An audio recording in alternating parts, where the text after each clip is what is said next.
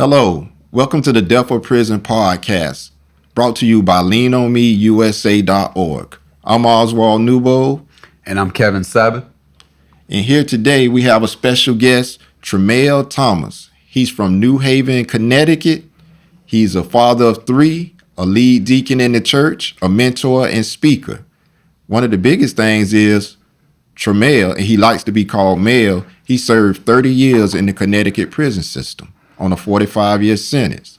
So, Mel, I have to ask, share some of your experience. How did we get here today?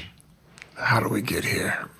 First of all, I just want to say I just thank God for this opportunity to be able to share what He has done in my life and to speak into the lives of so many of the listeners and the viewers. My life started with a good upbringing, 2 parents, 5 sisters, growing up in New Haven, Connecticut.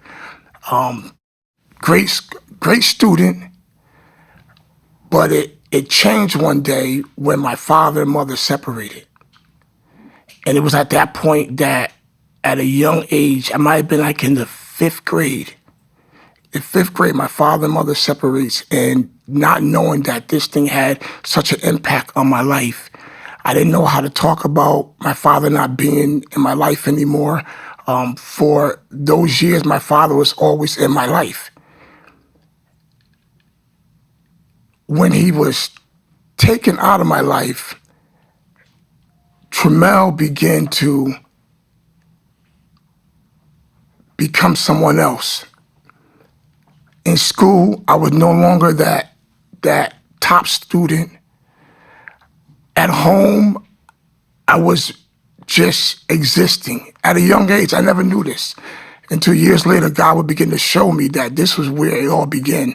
And so I'm just sharing a little bit of experience as a young kid and my father being taken out of my life. And I'm the only boy. I got no brother. I got 5 sisters. I didn't know who to talk to about this. And so I remember my grades began to plummet, and my teachers called my mother in because they knew something was wrong. And they called her in and said, something's wrong with Tramell. We need to talk with you. So she came in. I remember she came in and we had a conference. And as we were sitting there, everyone's in the office saying, Tramell, what's wrong? What's wrong? And so my mother looked at me and said, is it your father?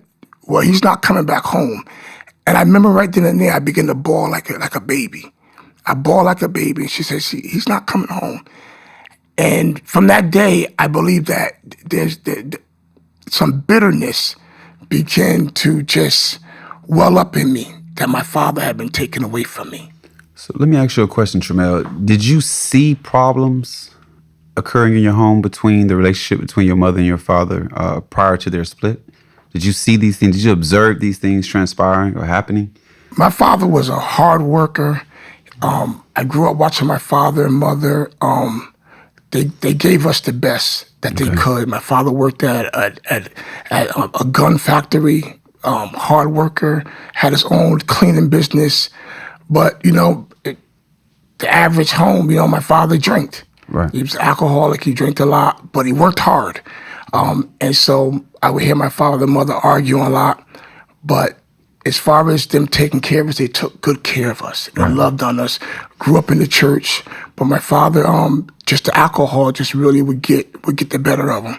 And do you think that is something that had caused the separation between your parents? I believe that really impacted the marriage to the point where my mother was just done with it. And that made you feel as if it was your fault that this transpired, or? Not necessarily. At that age, I didn't know what to think. At that age, all I knew is Abandonment. All I knew is that, the one that I would run home to every day to show my schoolwork to before he went off to work was no longer there. Right. And yes, I felt like, I was abandoned, but yeah, he was still in the same city, and I would still see him, but he wasn't, I really Physically believe that there. it's so important that father figure has to be present. Present, right. And he wasn't present anymore. You know, just his presence in my home meant a lot to me. I didn't realize that at such a young age. Did you blame somebody besides yourself? Did you look at your mom and say, you know what, I'm going to rebel against you because you ran daddy away? At that time, at that young age, I didn't know to blame anyone. Right. All I just knew is that, you know, I didn't even know the emotions that I was feeling. I didn't even know what I was feeling until years later that it all started coming out. Okay, that makes a lot of sense. You know, I didn't have the opportunity of growing up with both my parents within my home, and I used to always think well, was that the reason what led me up to prison? And I had to come to my awareness and say, no, I was just bad. You know what I'm saying? It had nothing to do with my daddy, because my daddy could have been there and in the house active. You know, he was a financial, he contributed financially, you know, throughout, you know, for me and my sister throughout our 18 years. And, you know, things still transpired, you know, that took place. Right. You know, did you see that was your father still, you know, taking care of, you know, So my father was still providing for you? My father was still, years later, I would make it through middle school. Then I went on to high school, and I remember I just was not doing it, you know, like I used to do it. And my mother ended up sending me to stay with my father. But I believe that at that time I was mentally gone. I remember my first 2 years of high school, I literally I just checked out. So when you say you wasn't doing it, do you mean like in a sense of you didn't have the motivation, you didn't want to do, or you just was lost, or you just didn't know? You was young and just didn't know. I was young and just didn't know. And it's our high school years we talking about my now. My freshman and sophomore year. Listen, freshman high school, sophomore year, I had just like checked out. I checked out, didn't realize I was checking out, and I was living with my father. I was living with my father at that time, so I had literally just checked out, and so now I don't know how to share. And what you mean by checked out? Right? Yeah, it's explain that. Checked out means I literally was not even in school. I was physically there, but not mentally there. So the freshman year, I was physically there, but not mentally there, to the point where I just stopped showing up physically. So you skipping school? Yes. Go tell us like it is. Yes, so just skip. Yeah. But checked out is mental. It's mentally. You see, everything happens first in the mind. And so when I checked out mentally and emotionally, it carried right over to my physical life. But what caused that check out to transpire? Okay, now you back in the home with your dad. Now you missed daddy. You wanted that father component. So you back in the house with your dad. Now you didn't check out with mom. You just went through a bumpy road. No, I had checked out already. You had checked out. So I just so you checked out twice. I made it through middle school. Okay. And I went into high school, but I was still emotionally scarred. Because of still emotionally scarred because of the separation of my father. Quick question. I got to ask you this. When you say you was emotionally scarred, did you understand that as a youngster you was emotionally scarred, or is later in life once you did some so you didn't know what you were really going through? At that time, I didn't realize. Today I can share this. Right. Today I can share it, but at that time, as a young boy, I didn't even know about emotions. I didn't even know about hurt. I didn't know. You didn't know why. I didn't know you who was to talk to. Right. You know, listen. My mother comes in school. I'm still in the 7th grade. My mother comes to school and shares that with me, and I begin to bawl. Where did that come from? Right. There was something going on inside Mel right then and there that I didn't know how to check. I didn't know how to talk to. I didn't know who to talk to. I wasn't even talking to my sisters about what I was feeling. And so this is what led me into a life of crime. This is what led me into a life of total rebellion, because I didn't know how to get acquainted with the real Mel on the inside, the young boy. And so that's where the young boy checked out. So so when I checked out, I entered into high school, and it was like there was no motivation. Right. There was no motivation for Mel, and so I skipped school. I was working with my father. I was just existing at that age. You know what I mean? And so I was I was heading down a path that was going to lead me either to death or prison. Now, would you call this checking out an issue with a mental health problem that you might have realized later on down in life that this is more of so maybe I'm not a clinician or anything like that, but bipolar or anything of that nature? Because if it happened while you were still with your father and that was the triggering point, then you didn't. Did you try to look in more in depth into? Then I was just emotionally just hurting at a young age, and this was in late 70s. Wow. This was in the late 70s. And you in high school? No, this is in the late 70s when they separated. Okay. Oh, when they separated. You still young. Yes, I'm okay. born 1966. And okay. So you're talking, 7th grade, this is 1970, 78, 79. I went into high school in 1980. So 78, 79, I'm a young kid that doesn't know that he's emotionally.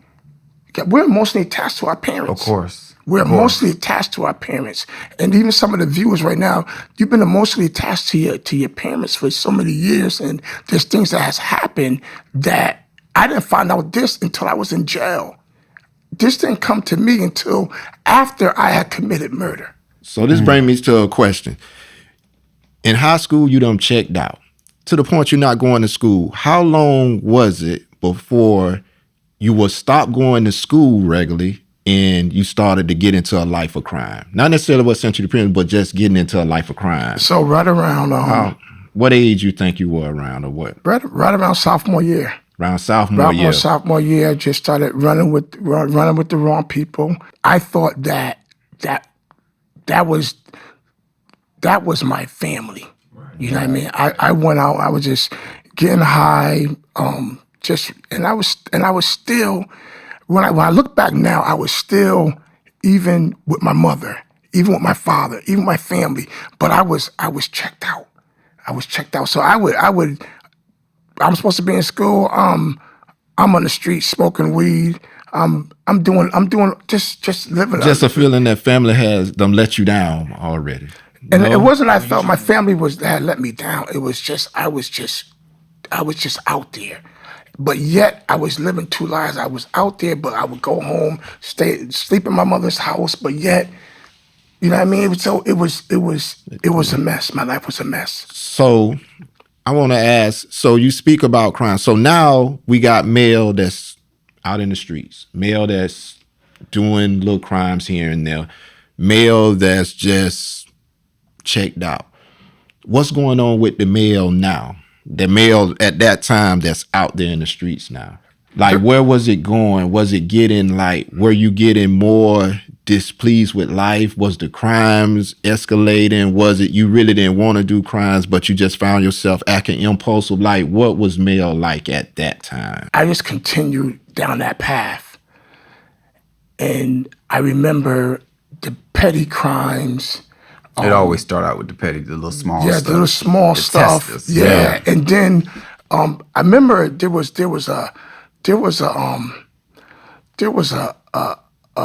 anger in me, a rage in me. I remember I would be walking down the street with some dudes, and I would just haul off, and somebody be walking by me, I would just haul off and just forearm them. It was something in me. I was really just resentful, and I didn't. When I think about that, I'm like, where did all this come from? But it started there. You know what I mean? It started there, and so I remember. Fast forward a little bit, right around my sophomore, junior year, I end up running with some guys, and we end up doing I should have been in church. Here's the irony of this. I should have been in church on this Sunday. And all of us should have been in church. All of y'all. Listen. Okay. All of us should have been in church. All of our parents, we all went to the same church. We all grew up in the same church, and we all slept. We all slept over my friend's house. And his mother said to us that morning, said, "Are you guys going to church?" And we all made excuses. We should have been in church. We were brought up in church.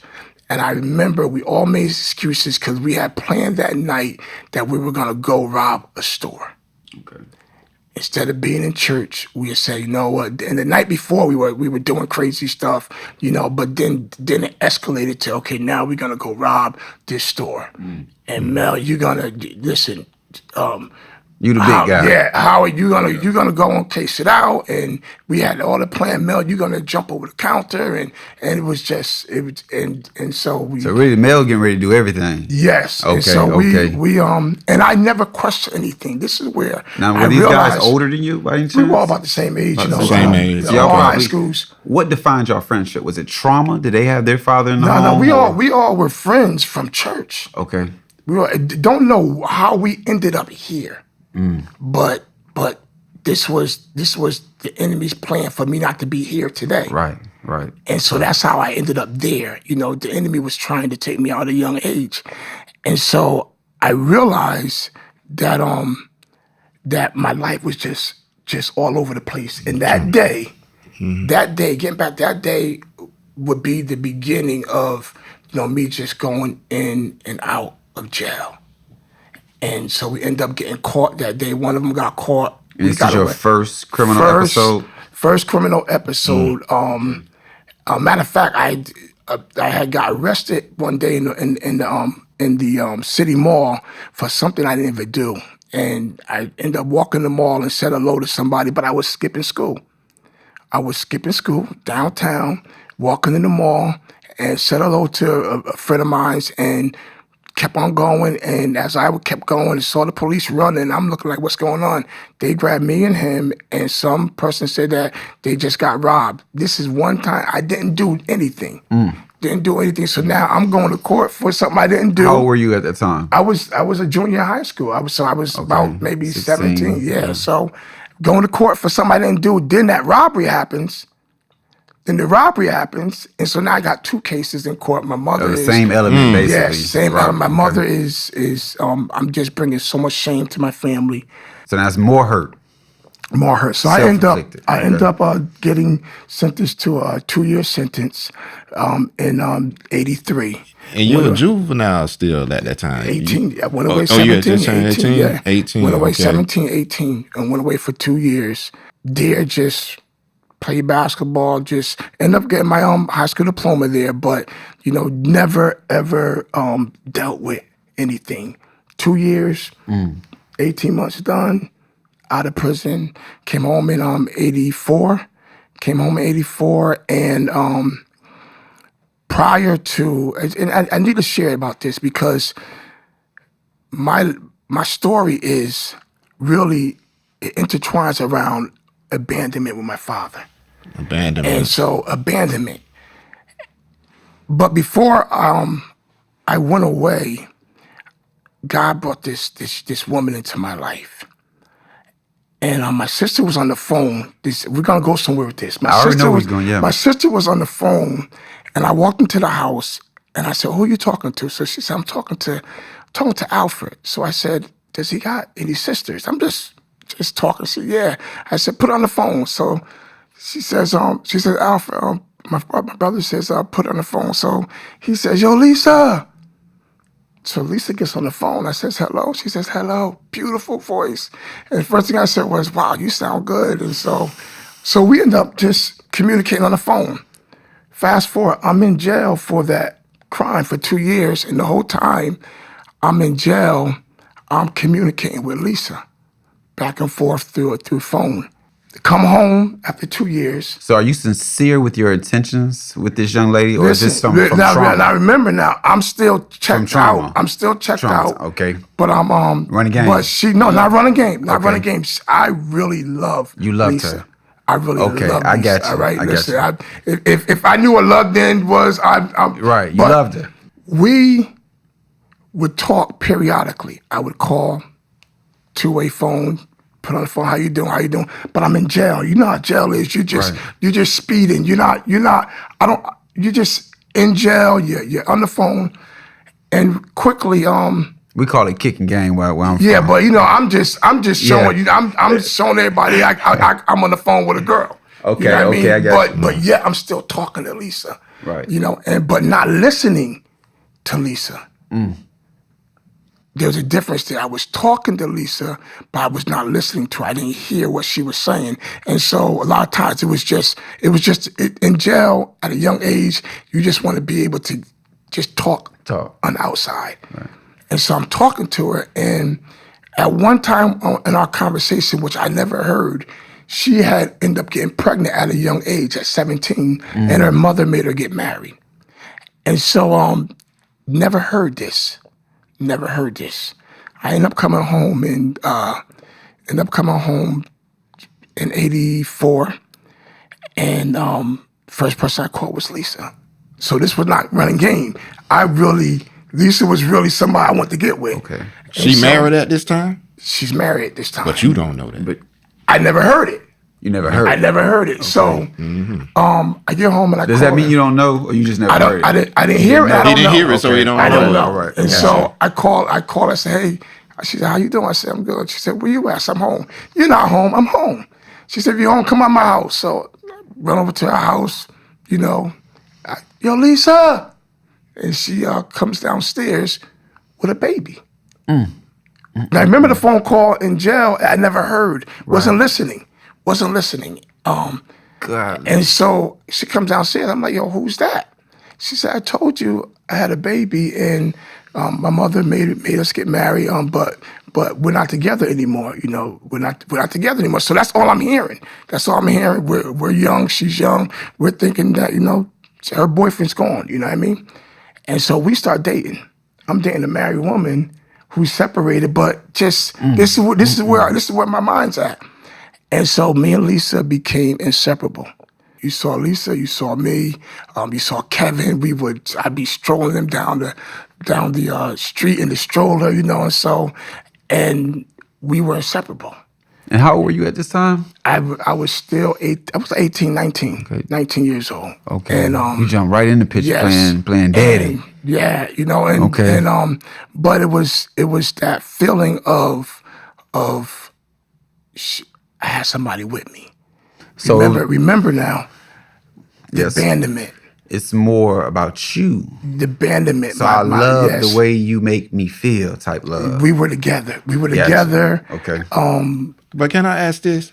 Do you think at the time you wanted to be the father to that baby that was missing from you at that moment? Or you wasn't thinking that I deep? wasn't thinking that. You just was in love and just I going was- with it yes, all. listen, Just listen, going with it listen, all. It Right. was me and Lisa and Kevin and It just and- completed you. Yes, it It was. made you- It was like for the first time in my life. I can say that now. For the first time in my life, that place of abandonment had been dealt with. Feel divorced. Had been filled.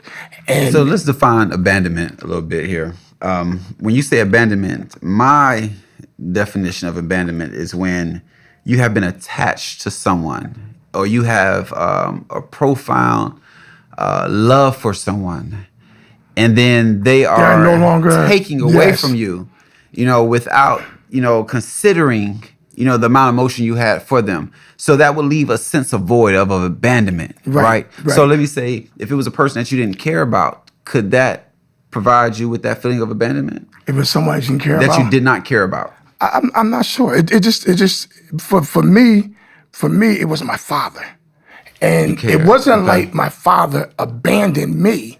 It's not like my father said, "I don't want you. I'm leaving." Right. It's just my father was taken, just out of the picture. That's the way I saw it. He was taken out of the picture, and so he's no longer present in my life. And so now, There's void. now I have this young lady that is present in my life, and we're doing everything together. Right. We're doing everything together, and so, but yet, I still never dealt with the street life.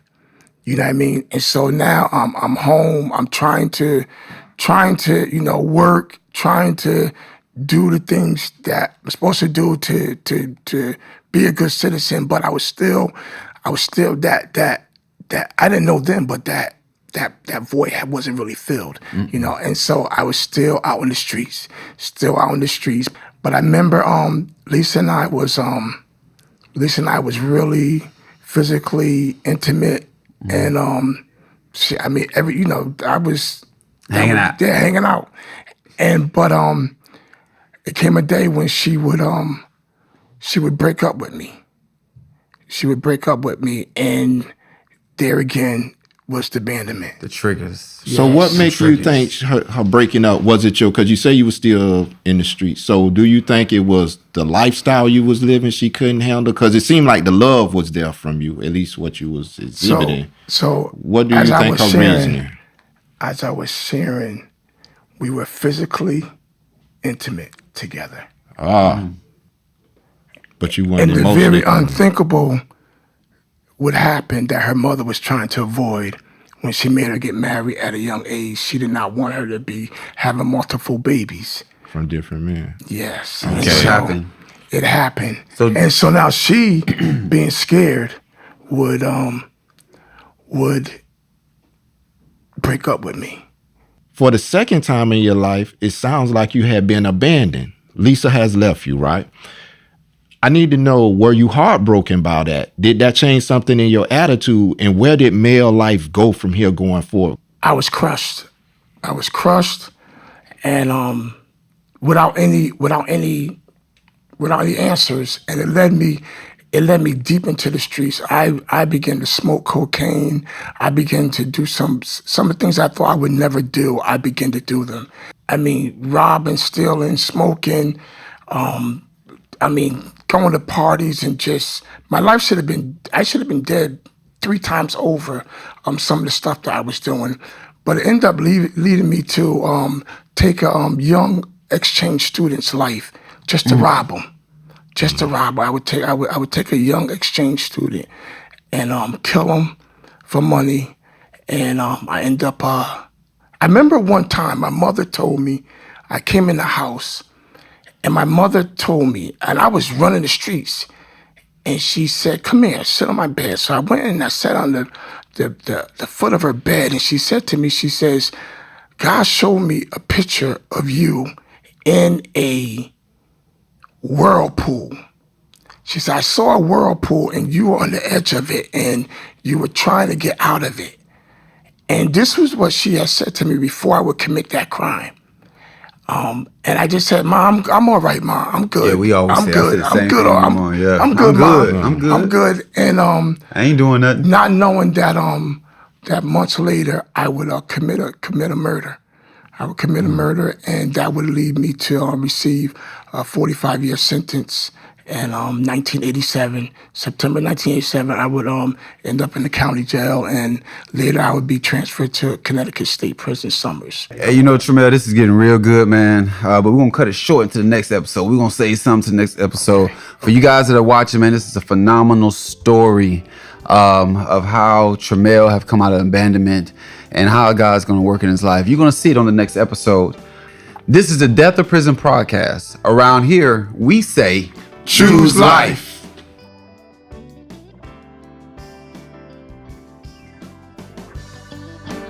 I can change the world.